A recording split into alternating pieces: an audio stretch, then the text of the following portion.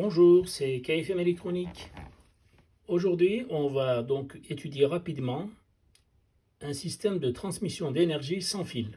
C'est-à-dire, j'ai une base émettrice d'énergie et j'ai une plaquette qui reçoit cette énergie sans fil, sans aucun contact. Voilà, seulement par l'intermédiaire de deux bobines. Donc la première bobine de 10 millihenries envoie donc l'énergie en champ magnétique, et cette bobine de 10 millihenries aussi capte donc cette énergie donc électromagnétique et transforme en tension. Voilà, cette plaquette qui n'est alimentée par rien du tout, recevra l'énergie de cette plaquette. Regardez, dès que cette plaquette, je vais l'alimenter, je mets donc l'alimentation, et bien voilà, cette plaquette aussi est alimentée indirectement. Regardez, je retire, elle n'est pas alimentée, je l'approche, les deux LED sont allumées.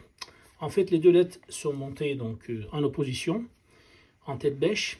Une donc qui est allumée grâce aux alternances donc positives et l'autre grâce aux alternances négatives.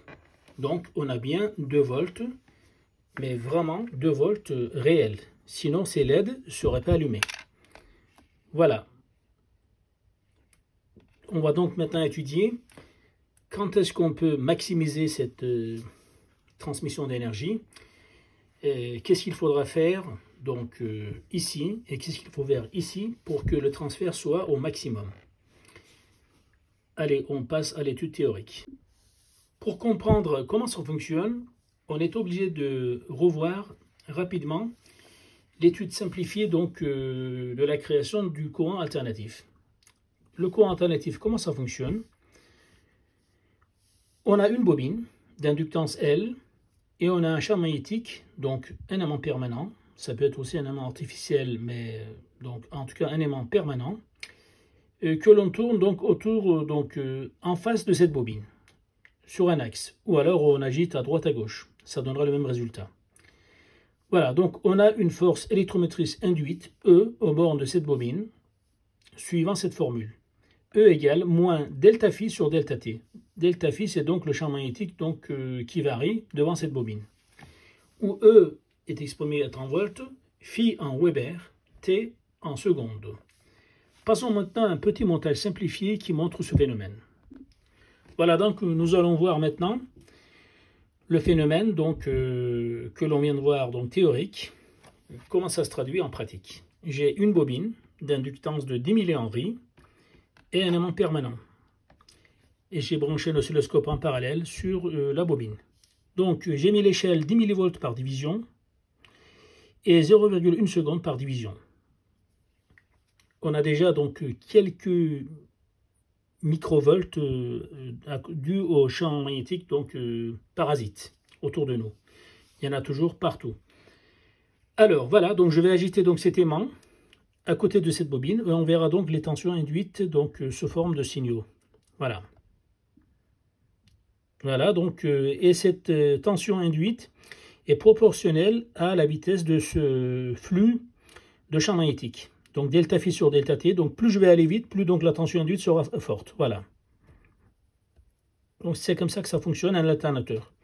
Au lieu de faire ceci, en fait, si je pouvais faire tourner, ça sera la même chose, ça sera même mieux. Voilà. Tourner comme ça. Voilà. Donc le courant donc alternatif est créé comme ça. Maintenant, on va donc passer à la suite de notre transmetteur d'énergie sans fil. Voici, pour étudier donc complètement ce circuit dans tous les états, je vous propose ce montage. Ça tourne autour d'un circuit NE555 qui me génère des créneaux à fréquence variable, ici à la sortie 3. Donc ces créneaux, je soumets donc, sur un couple d'inductance et de capacité en série. Et de l'autre côté, j'essaye de récupérer donc ce transfert d'énergie électromagnétique avec un couple avec des valeurs identiques mais en parallèle pour avoir un maximum de tension U. Lorsque j'aurai un courant I maximum du côté émetteur ici dans le circuit LC, j'aurai en fait une tension maximum de ce côté lorsque on aura une fréquence de résonance. Après donc ces calculs, cela me donne 5,035 kHz. Voilà, on verra donc avec un fréquence mètre tout ça. à combien donc j'ai un maximum d'efficacité. Voilà, je branche donc un voltmètre donc, aux bornes d'un condensateur après une diode. Bien sûr, c'est une tension redressée donc moyenne sur une alternance. Et puis donc un oscilloscope en parallèle sur le couple inductance et capacité pour voir donc les sinusoïdes, est-ce qu'elles sont bien parfaites à la fréquence de résonance. Passons au montage. Voici le montage théorique mis en pratique. J'ai déjà donc alimenté le côté émetteur qui est donc séparé complètement de l'autre côté. Voilà, donc quand j'enlève donc mon côté émetteur, tout disparaît, les signaux, la tension et la fréquence. Donc voilà, maintenant du côté récepteur, qu'est-ce que j'ai? J'ai donc une plaquette de réception. Le seul donc côté alimentation, c'est en fait ce couple de inductance et capacité, donc qui va essayer de capter l'énergie envoyée par cette bobine. Voilà, donc j'ai 0 volts, 0 signaux et 0 fréquence. Et ici j'ai un bouton pour allumer ou donc éteindre et les deux LED donc mis en tête bêche pour voir donc les alternances positives et négatives. Si les deux sont allumés, ça veut dire que donc on a un signal bien donc dans les deux sens. Voilà, quand j'approche donc mon côté émetteur, j'ai donc tous les appareils qui m'indiquent quelque chose. Mais quelle valeur? En fonction de quoi? Donc à 4548 Hz, et je vois que j'ai une tension efficace de 6,29 volts ici, donc captée, et j'ai à peu près 8 volts donc crête donc sur le condensateur après avoir donc redressé la tension simple alternance. Maintenant, je vais essayer de faire varier la fréquence. Donc pour voir si notre fréquence de résonance de 5035 Hz est pour quelque chose. Voilà, donc je vais augmenter la fréquence. La tension commence à baisser. Donc alors je tourne dans l'autre sens la résistance variable. Voilà. Ça monte, ça monte, ça monte, ça monte. C'est monté à 9 volts. Voilà, 9. Eh bien, à 3900 Hz. J'ai une tension maximum redressée de 9 volts. Et ici, j'ai une tension efficace de 7,19 volts. On a normalement une relation de racine de 2 entre celle-là et celle-là.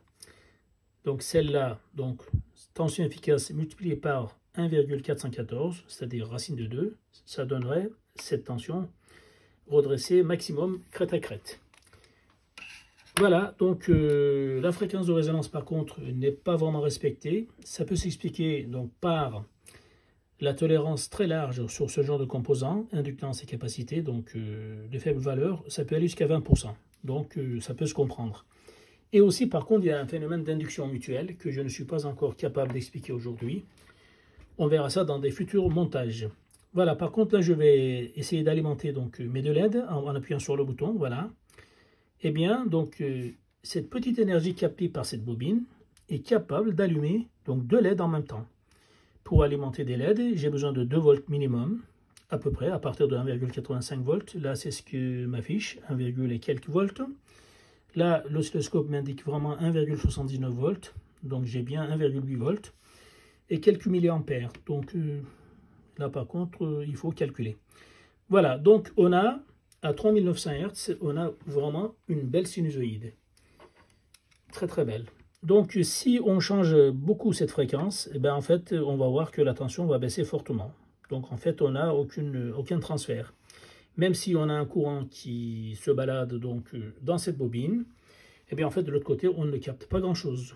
Il faudra que donc cette fréquence de résonance soit quand même approchée de manière assez efficacement. Voilà, si cette vidéo vous a plu s'il vous plaît, ben, likez-la s'il vous plaît, et puis donc abonnez-vous si vous ne l'êtes pas encore.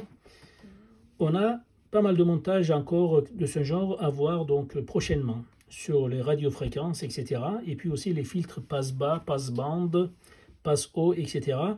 avec les composants donc passifs qu'on a vus précédemment.